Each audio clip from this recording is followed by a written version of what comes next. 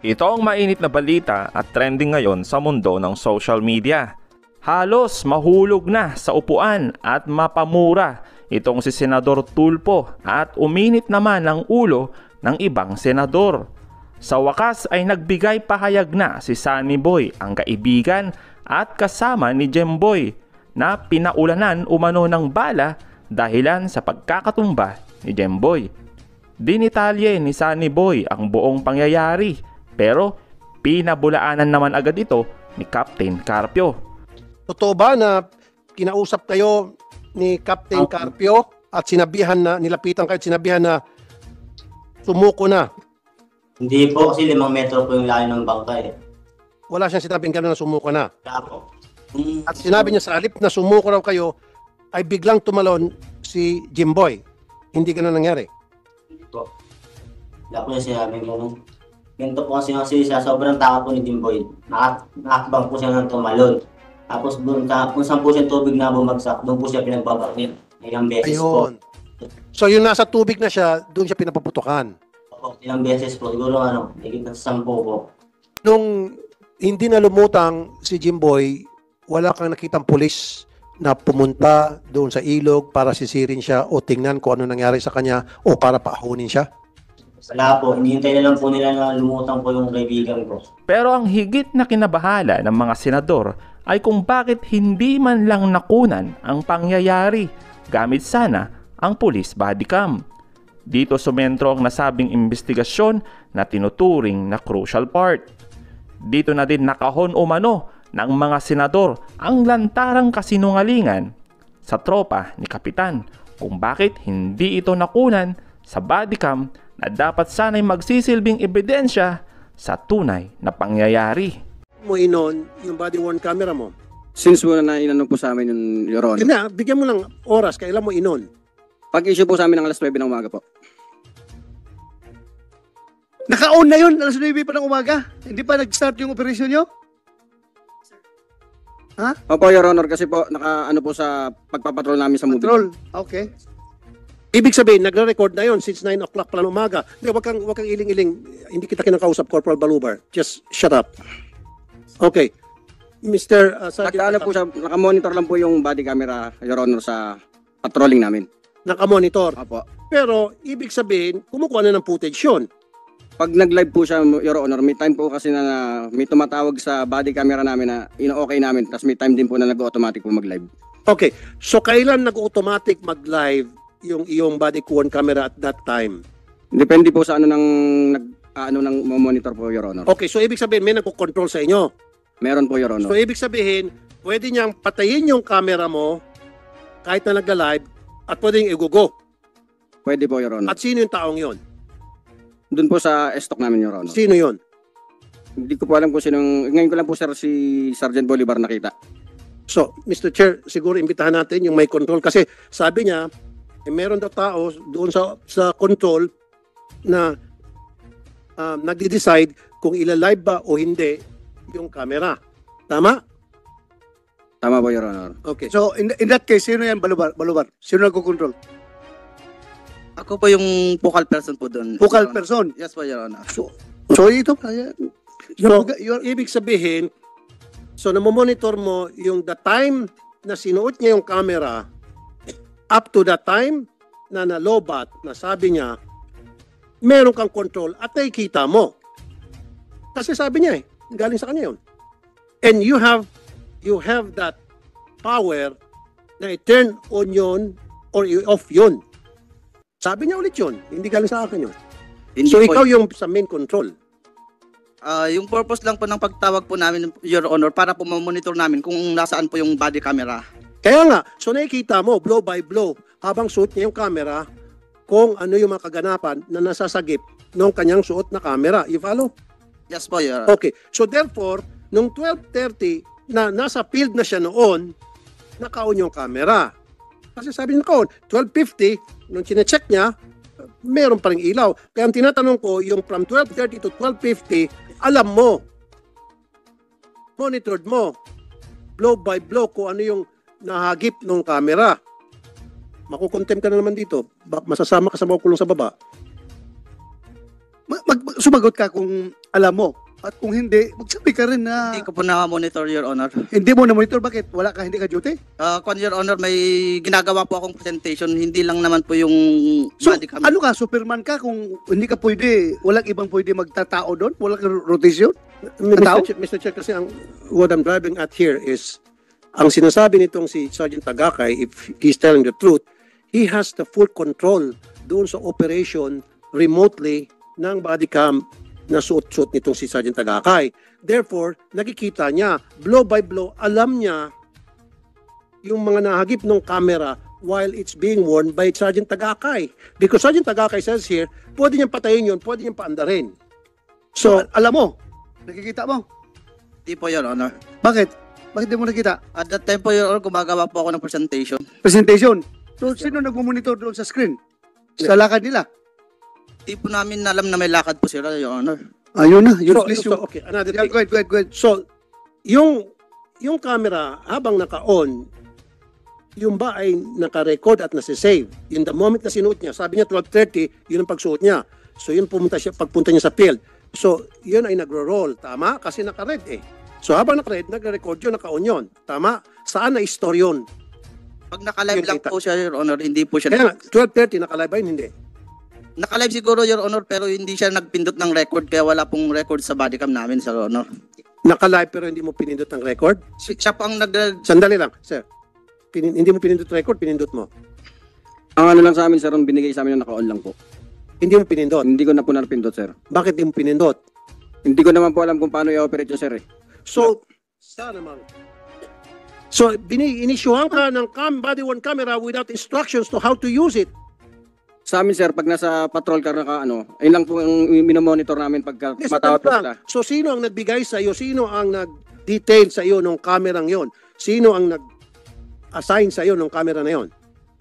Sa substation, Your Honor. Sino doon? Yung dimesa po namin, Your Honor. Sino si Dimesa? Kasi dapat si Dimesa makakasuhan din. Kasi nga, bibigay siya ng camera sa iyo na hindi man lang ikaw tinuturuan niya. Maybe not from us, maybe from sa mga official mo sa PNP, sa Kamkrame, kasi hindi ginawa yung tamang protocol na kapag nag-issue sa inyo ng camera, dapat tinuturuan kayo. Yung pala, ayon sa bibig mo, hindi ka tinuruan kasi hindi mo alam kung paano i-operate. Basta suot ka lang na suot, tapos na. Actually, Your Honor, yung body camera po talaga, nakadesignate lang po talaga sa patrol car namin pag nagpapatrolling kami noong time na yun. Kaya nga, nakadesignate sa patrol car, pero at least man lang, alam mo kung paano i-operate yun. Sabi mo, hindi mo alam. Bakit hindi mo alam? Kasi hindi tinuro sa'yo. Actually, si Your Honor, wala pa po, may isang tao lang po ng seminar yan, sir. Ano po sa amin ng body camera. So bakit ka susuot ng body camera na hindi mo alam i-operate? So sana pinasuot mo doon sa marunong mag-operate. So bakit ka susuot ng camera na parang useless pala? Ano yun? Dekorasyon. Actually, Your Honor, pinahawak na po lang sa akin kasi yung kasama ko po talaga na nakasuot nung time na may operation, may kinausap po na tao regarding po sa bangka dapat na gagamitin. So yung kasama mo, yun ang marunong mag-operate Yes, Your Honor. at ipinasa sa'yo. Yes, Your Honor. So hindi mo man lang tinanong sa kanya na mate, Brad, chief, manager, pare, utol, paano ba i-operate to? Hindi ko na po natanong sa kanya, Your Then you're stupid. You're really stupid. Kasi kung ako sa katayuan mo, bibigyan ako isang gamit na hindi ko alam paano i-operate bago sa akin, I will ask, pare, paano ba operate? Turuan mo nga ako. Kasi, without you asking, wearing that camera, para kang tanga, lalakad-lakad dyan na hindi pala umaandar at hindi mo alam paano paandarin.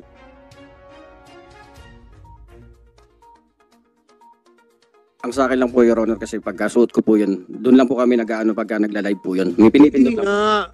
Kasi nga sabi mo, hindi ka marunong mag-operate at hindi tinuro sa'yo. Dapat ikaw nag-insist na magpaturo ka. Huwag yung suot-suot ka na. Malay mo, baka yung camera suot mo, yung pala bombayin, sasabog yun after ilang minuto o after isang oras, etc. etc. O, dapat nagtatanong ka, pulis ka eh. Di ba? So, sayang yung camera na yun. Sayang yung footage between 12:30 to 12:50. And I doubt this guy is lying through his teeth. Meron yun. Kasi yung 12:30 to 12:50, crucial yun, Mr. Chair. Kung ano yung laman noon. Kaya lang, nakorap na nila. Because, eto na nga, dahil alam nila na magkakaroon ng hearing, investigasyon tungkol dito. Dita, kustodyan. paano makorrupt yung yung recording? Kaya ba pakialaman ni Tagakay yung data na stored doon sa kwan? Sa pagkaalam ko po, Your Honor, hindi po. Hindi makorrupt. Hindi po, Your Honor. Ma-delete ba niya? Hindi. Hindi po, Your Honor. Sinong may hawak talaga dyan? Sinong pwedeng makialam dyan sa laman? Ako po, Your Honor. Ikaw. Yes po, Your Honor. So, ikaw ang pwede mag-delete. Yes po, Your Honor. Kaya mo i-delete? Kaya po, Your Honor. O, ngayon, dinelete mo? Hindi po, Your Honor. So, saan ang laman yun? Yung that time po, Your Honor, yung August 2 na yun po, wala po silang record po talaga, Your Honor. Pero nakasave po yung... Kasi hindi nga naka-on. Yes po, Your Honor. Anong ikukustode mo na data kung hindi naka-on yung kanyang ang kanyang kamera? Ang Yes. problema mo, hawak ka ng body-worn camera, hindi ka pala marunong mag-operate. Makadagdag, Mr. Chair. Sabi nito, nandun na sa mobile yung camera at sinuot lang niya. So, ibig sabihin, all the while na nandun sa mobile yung camera na yon, hindi naka-on. Tama ba, Corporal Balubar? Hindi po naka-on yung record niya, Your Honor, pero yung live streaming niya naka-on po. So, yung live streaming naka-on. Opo, So, Your sino nga naka-monitor dun sa live streaming? Sa kwan namin, Your Honor, sa screen po namin sa... O, di ba dapat si live streaming doon sa main office ninyo, dapat merong recording system doon. Wala po, Your Honor. Bakit wala? Kwan lang po, Your Honor, monitoring lang po yung pagkakaalam ko, Your Honor. Ay, dapat meron. Kasi kung para fail-safe proof na pag nagpalpak dito sa suot-suot ng operatiba, at least meron doon sa main na magre-record. Yes. Kanina, naawa ko sa iyo, kinampihan kita, pero habang humahaba ang hearing dito, mukhang naasar na ako sa iyo. Kasi may kita dito yung pagiging inutin mo, sir. I'm sorry for the word. Isa lang pala ang camera na issue sa, sa stasyon para sa mga operatiba? Sa substation, Your Honor. Isa lang. But have you instructed them in the absence kung kulang sa camera, pwedeng gumamit ng cellphone? Hindi po ako nagkulang dyan, Your Honor. Sinabihan mo ba sila na Yes, gumamit yes, Your Honor. ng cellphone? Yes, Your Honor. Sino po mga sinabihan mo? Noong nag-conduct po ako ng talk to men, Your Honor, yan po ang unang sinabi ko, na i-validate muna pag mag-operate, gagamit kayo ng cellphone, Your Honor. So, alam po lahat ng operatiba ninyo. Alam po nila, Your Honor. And yet, they didn't do that. Yes, Your Honor. Isa lang ang gumamit ng camera, yung body-worn camera, pero useless kasi. Yes, Your Honor. Pwede naman silang gumamit ng cellphone nila, Your Honor. Okay. So, Sergeant Tagakay, nung malaman mo na lobat at patay na yung body-worn camera mo, kailan mo nalaman yun? Anong oras? Nung malaman mo, uy, patay na pala to, hindi numaandar. Mga pasto na, Your Honor. Past 2. Ang mga anong oras? Around 2:10 to 15, Your Honor. 2:10. 2:10, lagyan natin.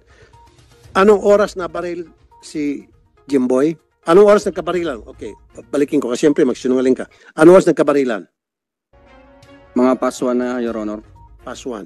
Okay, so nung napansin mo na hindi na umaandar yung iyong camera, paano na lamang nga pala hindi na umaandar? Nung chinik ko ulit na wala na pong ilaw yung... Wala nang ilaw. Apo. Okay, so nakita mo na disabled na yun. Yes, Your Honor. Di ba ang sunod na patakaran, gumamit ka ng cellphone para i-record yung mga kaganapan sa paligid after ng insidente. Kasama yon. That is for your protection and the protection of the people around. Nasa training mo yan. Tinuloy sa inyo ni Colonel Umipig. Ba't hindi mo ginawa? That time, Your Honor, nasa outer perimeter ako, nag-ano na po kami ng mga tao na nag-uusyoso. Regardless kung outer perimeter, the more na kailangan mo gagamitin yung cellphone mo para i-record mo kung sino-sino dun sa mga tao ang nag-uusyoso, malay mo baka yung mga tao na yon ay pwedeng makagawa na hindi kanais-nais na baka ano niya yung mga ebidensya kasama sa training yun. You have to protect the evidence o pieces of evidence dyan sa area na inyong inoperate, baka magalaw na mga nag-osyoso. Kaya nga, the more na kailangan mo ng camera, sana nag-take over na yung cellphone camera mo. Wala ka bang cellphone camera? Meron po, Your Honor. Pero actually, Your Honor, nasa malayong lugar po kami, nasa kabilang side po kasi kami. Regardless, kahit na malayong lugar sa kabilang side, ikaw yung na-assign na magsuot ng body-worn camera na hindi na umandar yung body-worn camera, dapat ang susunod ay take over yung cellphone mo para tuloy-tuloy. yung pag-record ng mga events. Tinuro sa yan ni Colonel Umipig. Actually, sir, hindi lang naman po kayo nag-iisang outer perimeter doon. Hindi lang po ako yung... Hindi nga kasi ikaw ang na-assign na sumuot ng body-worn camera. Tama? Ikaw ang na-designate eh. Yung mga kasama mo, wala eh. Zero. Ikaw lang bukod tangi. Right? And you know that? Yes, Your Honor. Oh, now, ipinagkatiwala sa iyo yung camera para i-record ang mga pangyayari. Now, nakita mo yung inaasahan na ikaw na nag-iisang camera, pumalpak na, pumalya na, dapat ang sumunod nan, gumamit ka pa ng cellphone para kapag hiningian ka ng accomplishment, hiningian ka ng footage ng boss mo, meron kayong mapakita whether yun ay puro mga nag-uusyoso lang or anything, etc.